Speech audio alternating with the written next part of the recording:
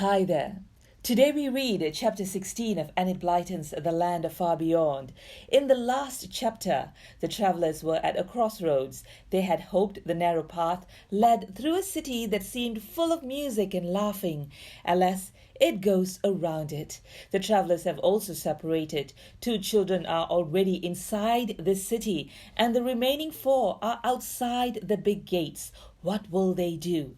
But before we continue, if you have not watched the previous chapters, please do so before continuing. Welcome to my space of make-believe. With just words, we shall weave places and people, adventures surreal. I am Teller Story. This is an invitation to come with me. Chapter 16. The City of Folly and the people there, the narrow path, the back gate of the city and the sorry folk who use it.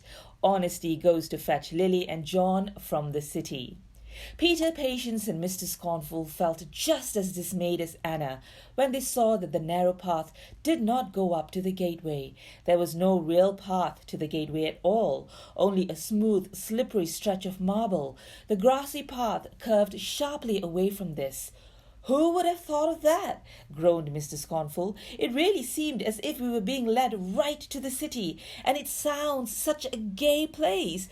I could do with some real fun, extravagant fun. I've thrown some money about in my time, and I suddenly feel I'd like to do it again." "Can't we go in just for a little while?" asked Anna longingly. "We needn't stay. We could just go to the gateway and peep inside. I would like to see the band that is playing now. It makes me feel all jumpy inside." "It can't matter if we just peep inside, can it?" asked Peter, turning to Mr. Scornful. "I don't think we'd better," said Mr. Scornful, who was beginning to learn that it was easy to get into trouble and very hard to get out of it. "I really don't think we'd better."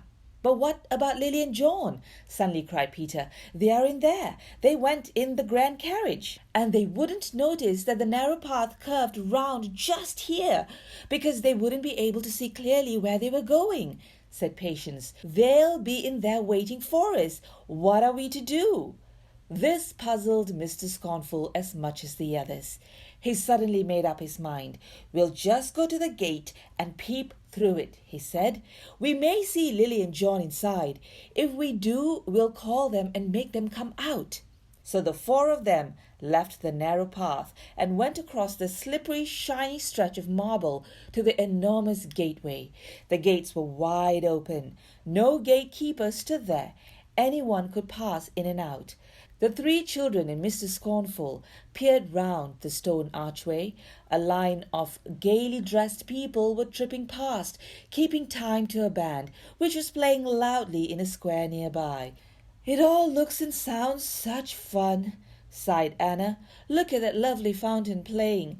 Doesn't everyone look gay and happy?" "Fireworks tonight! Fireworks tonight!" called the boy to Anna. "Come on in! 5,000 pounds of fireworks tonight! And the fountain there is going to play wine, not water," shouted another boy. "Come along in! There's money to burn here. Come and share it!" A carriage rumbled through the gateway, and the children made room for it was very wide. In it sat a fat man, whose careless hands tore at the fine rug that covered him. "That's Sir William Waste," whispered someone to Mr. Scornful. "They say he built himself a house that cost £1,000,000 and then had it all pulled down again because one of the taps in the 60th bathroom wouldn't turn on properly."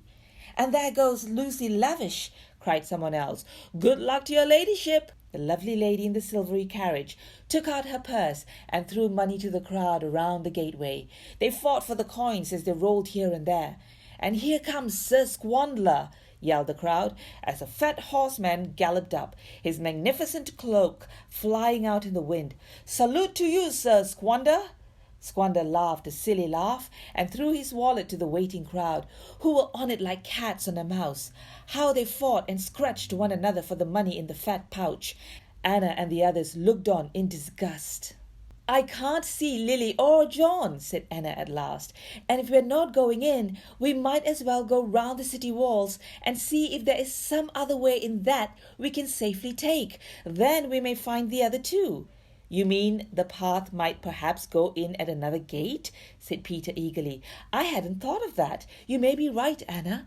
So the four left the stone archway and went back to the green, narrow path. They followed it as it curved round the city walls. They listened to the music and laughter that came from behind those great walls. How they longed to be there. Peter wondered if they had been foolish not to go. Everybody had gone in. No one but themselves had taken the other path. Soon they came right round the city to the other end. Here there was yet another gateway, but not so wide as the first, and from it a sorry lot of people was stumbling and staggering. Mr. Scornful and the children stood and watched in astonishment. Where were the grand and marvellous lords and ladies who had gone so gaily into the great city?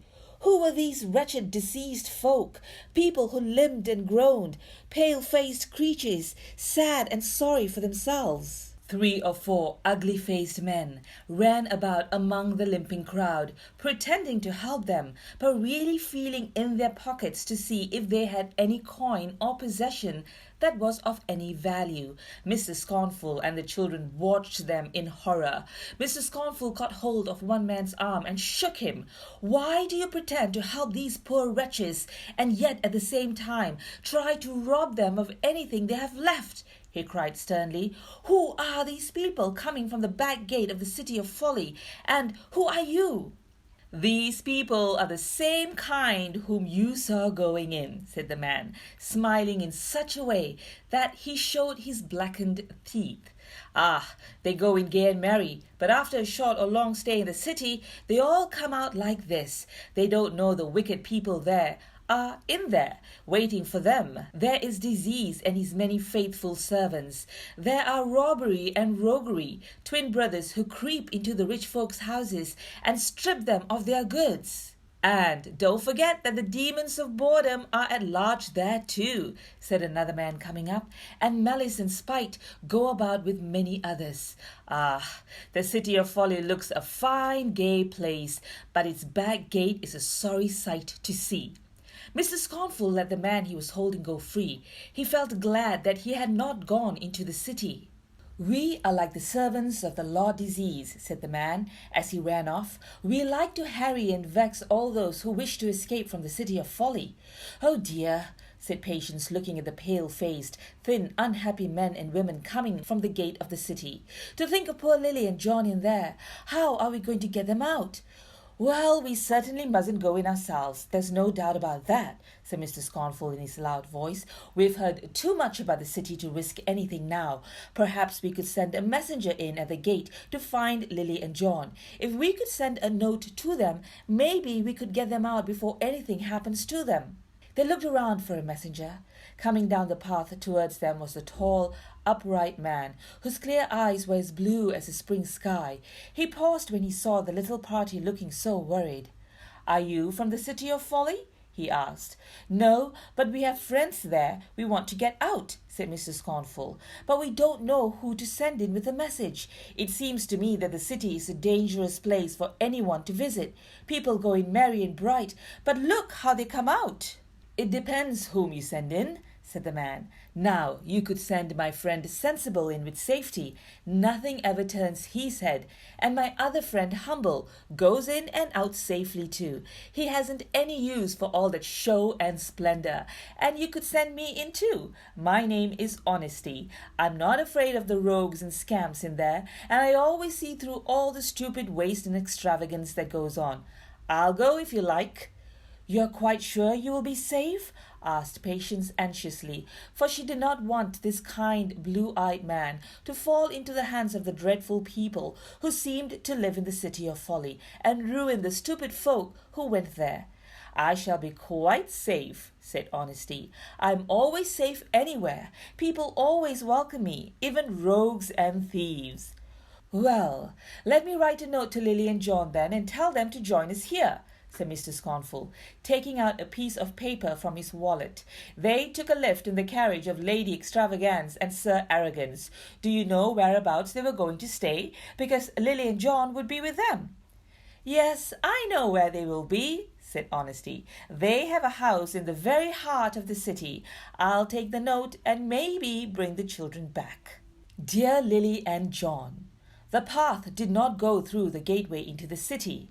It is a terrible city, full of rogues, thieves, and evil things. Come away at once and go with the messenger Honesty. Meet us outside the back gate of the city at once. Samuel Scornful. He gave the note to Honesty, who saluted him and then made his way rapidly to the back gate, meeting on his way another batch of sorry-looking folk, stumbling into panic from the city. "I hope he won't be long," said Peter. "We have wasted precious time again. Lily and John will have had a narrow escape." The little party waited patiently by the back gate of the city, filled with pity at the sight of the limping creatures who came out. And suddenly Peter gave a shout. "Here's Honesty! Look, here he comes!" But what was this? Honesty was all alone. Where were Lily and John? The end of chapter 16. Why do I have this feeling that they may have lost another 2? And if that is true, that only leaves 4 from the 10 that started out. Hey, if you would like to read this book, search it up online as it is in the public domain. Otherwise, please join me in the next chapter. I would love to have you for company. Till the next time, go grab yourself a book, read and let your imagination take you anywhere. Be anyone and do anything. And do share your reads in the comments. Would love to know. Thank you for watching. Goodbye.